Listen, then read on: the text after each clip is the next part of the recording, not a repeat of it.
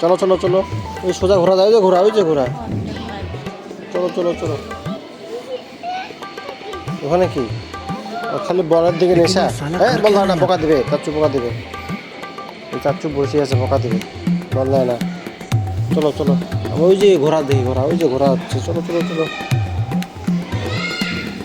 চলো, ওই সামনে চলো।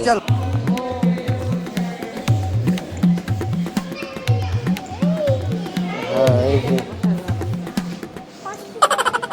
ধরা দেখা না তো। কোথায় যাও বাবু?